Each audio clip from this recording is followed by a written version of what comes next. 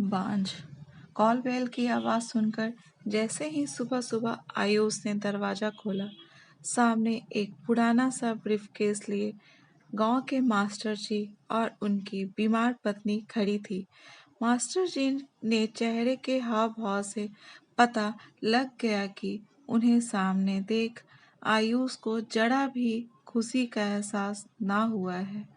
जबरदस्ती चेहरे पर मुस्कुराहट लाने की कोशिश करते हुए बोला, अरे सर, आप दोनों बिना कुछ बताए अचानक से चले आए।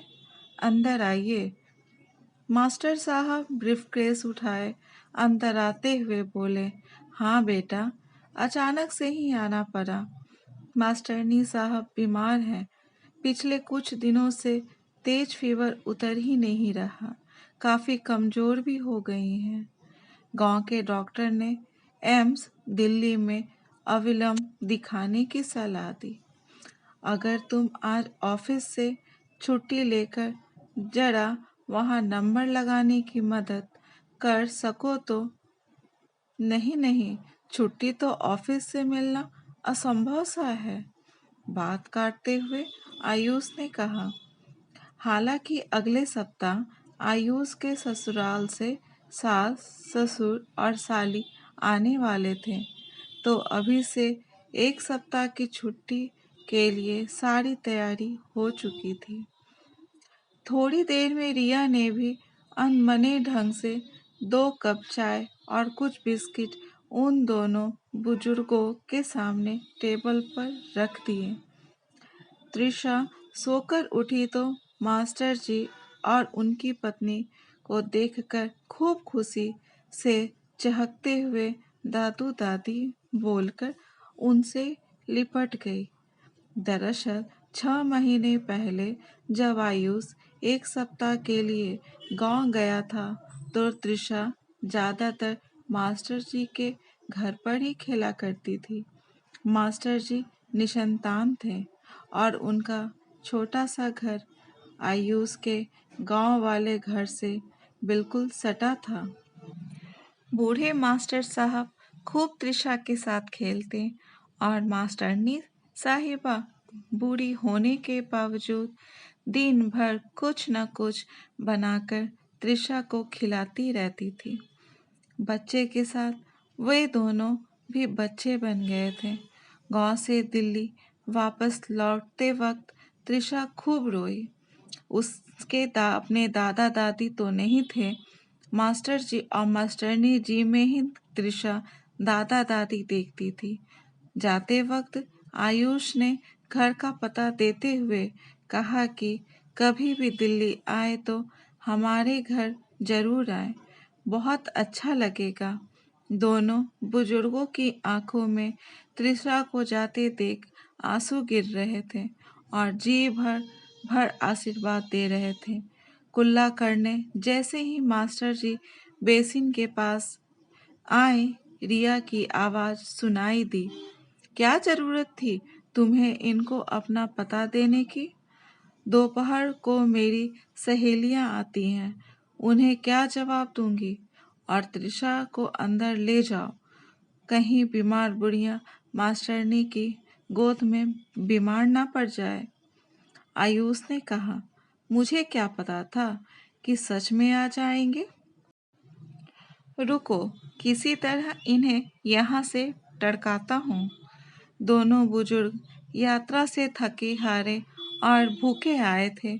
सोचा था बड़े इत्मीनान से आयुष के घर चलकर सबके साथ आराम से नाश्ता करेंगे। इस कारण उन्होंने कुछ खाया पिया भी ना था।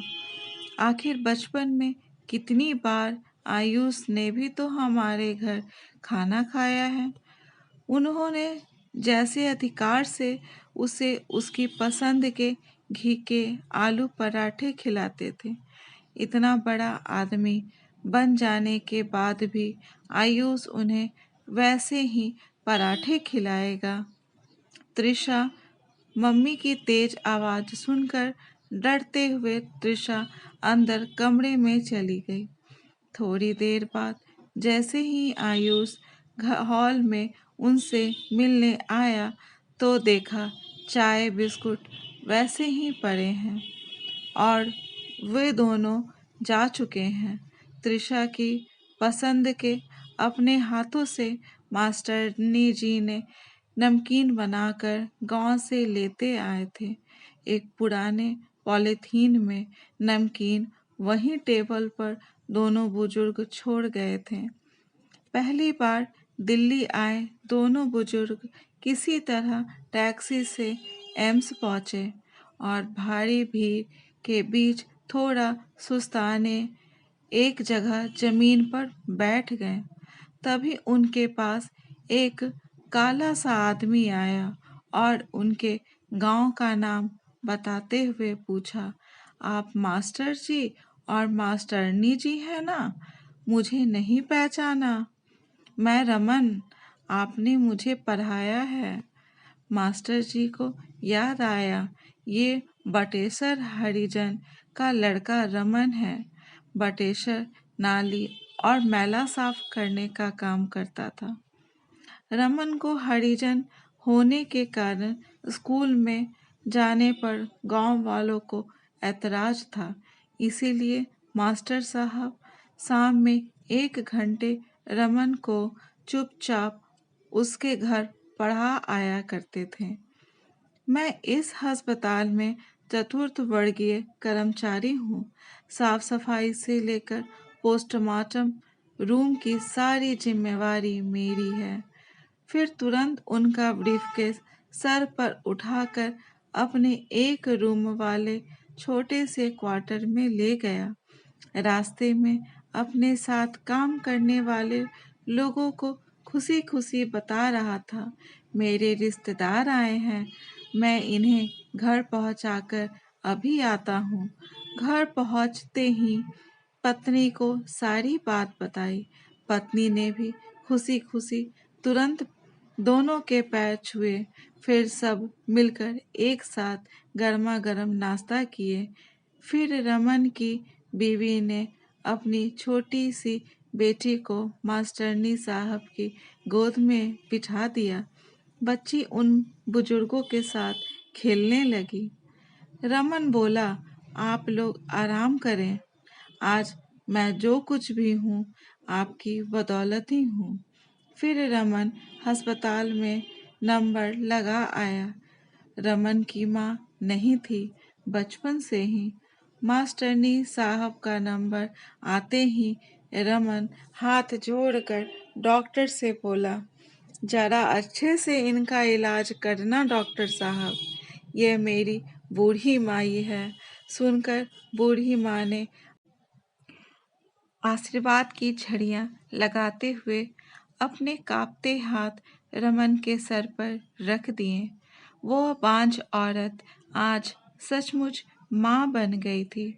उसे आज बेटा मिल गया था और उस बिन माँ के रमन को भी माँ मिल गई थी। दोस्तों, इस कहानी के लिए अपने विचार कमेंट बॉक्स में ज़रूर बताएं और अगर कहानी अच्छी लगी हो तो लाइक, सब्सक्राइब और शेयर ज़रूर करें। धन्यवाद।